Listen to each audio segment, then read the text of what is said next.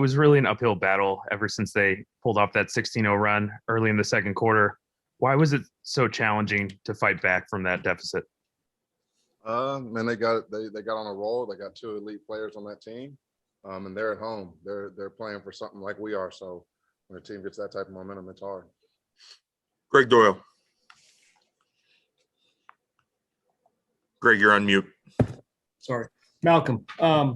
A lot of reports earlier this year, a lot of rumors, whatever. Here's your chance on the record. What do you like, Nate Bjorkgren? Do you want to play for him? Does this roster want to play for him? Man, we really try for Coach.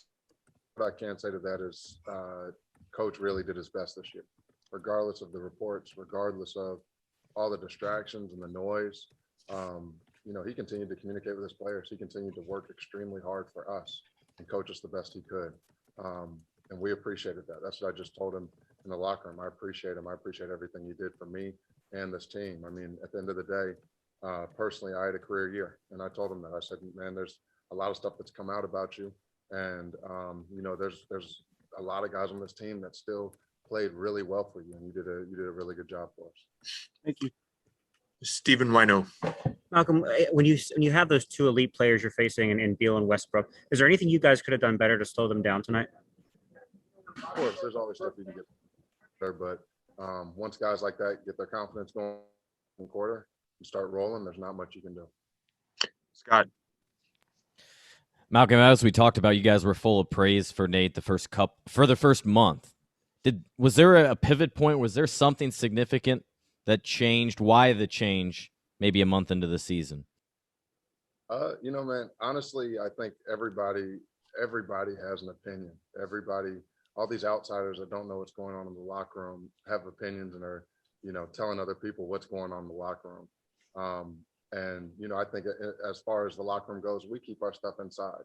The players enjoyed playing for Nate this year. We tried our best regardless of everything that happened. We were this close to making the playoffs through all the noise and the distraction. So, I tip my hat to coach and to my teammates. Tony East.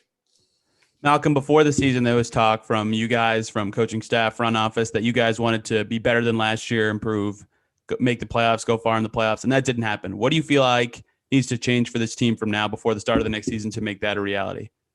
I'm not sure.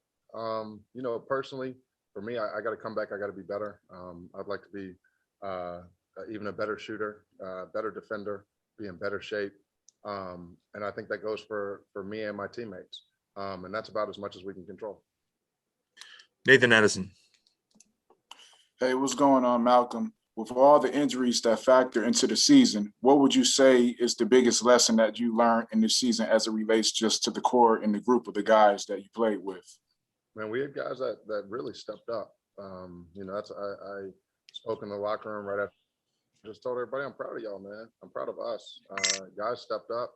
O'Shea, Ed, Aaron, these guys stepped up and played in a way they're at a level that people didn't think they could. And, I'm proud of my guys. That's all I can really say. Scott. Yeah, Malcolm, acknowledging all the unique circumstances, how would you encapsulate what it was like to be a player this year, and all the different things that you had to go through? One thing I can say is COVID's a beast. The impact it had on us as players and coaches and front office, the whole league, but also, the stuff going on in the world. Putting all this in perspective, we didn't make the playoffs, but there's stuff going on all around the world that, atrocities are way more important than what's going on right now. Davide.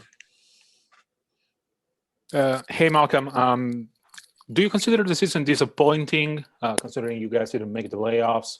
Do you think you could have done things differently to make the playoffs, or it's just a matter of injuries, COVID?